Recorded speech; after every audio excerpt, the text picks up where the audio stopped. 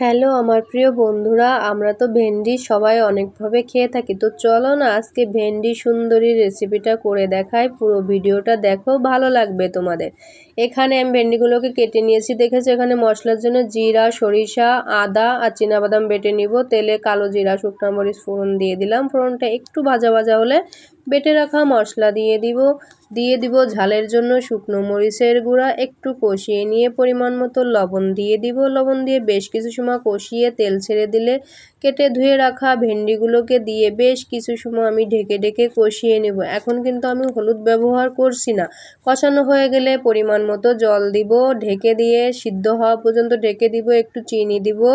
এখন আমি হলুদের গুঁড়োটা দিয়ে দিব, কারণ ঝোলে পরে দিলে পরে এটার কালার সুন্দর আসবে, আমি যেরকম চাচ্ছি। দেখো অল্প সময়ে এখন সরিষার তেল দিয়ে আমি নামিয়ে নেব। এই রেসিপিটা এত সুন্দর লাগে, ভেন্ডির কালারটা দেখো মন ভরে যাচ্ছে।